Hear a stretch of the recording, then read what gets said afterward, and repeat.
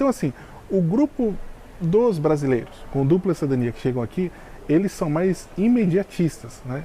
Eles querem resolver a situação logo, querem também um ganho financeiro que dê algum tipo de conforto e tal, se dê para juntar um dinheirinho. Tentam emular um pouco, ainda que não seja igual muitas vezes, o padrão de vida que ele tinha no Brasil. Tem alguns dados que chegam a colocar que 75% dos brasileiros e estrangeiros na Itália ocupam funções de baixa qualificação. Então, vai bem com o que nós estamos falando. Baixa qualificação, eu digo no significado de trabalhar em serviços mesmo pesados e serviços difíceis que não requerem, como o nome diz, uma qualificação, algo mais específico, né? É isso que nós queremos dizer, não no sentido que isso é menor do que outra coisa. 60% dos imigrantes com diploma universitário, isso todos os imigrantes, trabalham em ocupações de média ou baixa qualificação, contra 19% dos italianos. Então, para vocês verem que é um número muito discrepante. Queixas frequentes que nós ouvimos e que nós lemos e que você pode pesquisar por aí, questões como solidão, pouco acolhimento, dificuldade de vínculo com o local e relações tensas, algumas vezes, com os italianos. Então, nem sempre essa relação com o italiano é muito saudável, como eu acho que acontece em qualquer país. O que muitas pessoas aplaudem aí, vamos dizer assim, é a questão da segurança, como eu disse. Então isso é sempre bem colocado, as queixas são baixíssimas. Falando um pouco aqui do público qualificado, que é esse público minoritário, que nós já conhecemos aqui também. Então são profissionais com formação técnica ou acadêmica. Um obstáculo muito grande aqui é a validação do diploma. Então muitas vezes as pessoas deixam para lá porque isso envolve uma burocracia muito grande, a alta proficiência no idioma, tem a questão da alta competitividade na sua área de trabalho. Então às vezes as pessoas deixam para lá e acabam seguindo outros rumos em suas carreiras. Essas pessoas, eu digo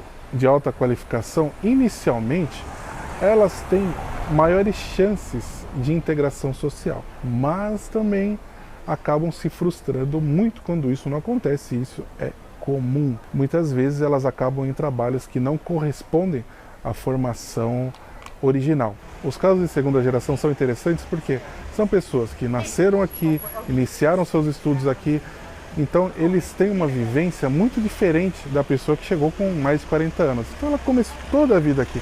Ela tem um círculo de amizades diferentes, então tendencialmente são pessoas que vão conseguir uma vida melhor do que os seus pais. E esse é um dos objetivos para que as pessoas muitas vezes sacrificam também o seu bem-estar, né, em prol dos filhos. É difícil você ir para outro país e tentar simplesmente viver a cultura que você vive no seu país. Estou falando que é errado, que é certo, que é errado, estou falando que é difícil. Principalmente em um dos países com maior controle e restrição cultural, que é no caso a Itália. Cada região aqui tem o seu jeito, tem o seu modo, tem o seu jeito de falar.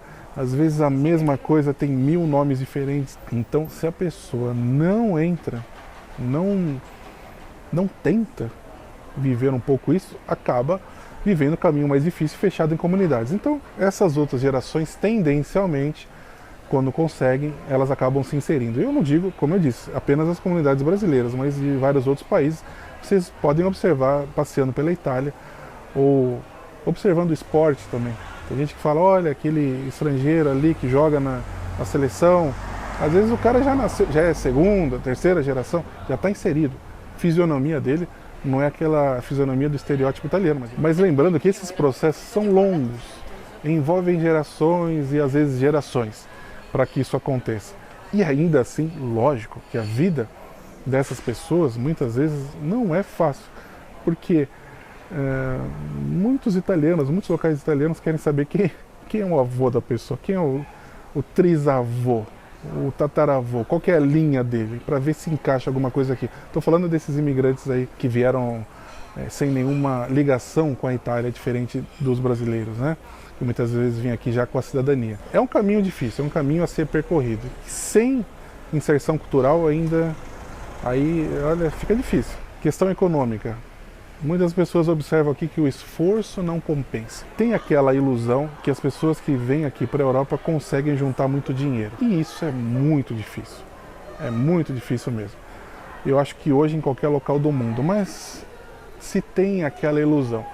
E aí ela percebe que ela está trabalhando para pagar as contas, pouca inserção social, e apesar dos benefícios que tem aqui, ela não usufrui disso, não está gostando disso, então ela decide que é hora de encerrar. Então isso envolve a desmotivação, barreiras culturais, inserções todas aí que eu citei, que acabam acelerando esse retorno. Essa imigração muitas vezes se baseia mais na sobrevivência do que em um plano estruturado de vida.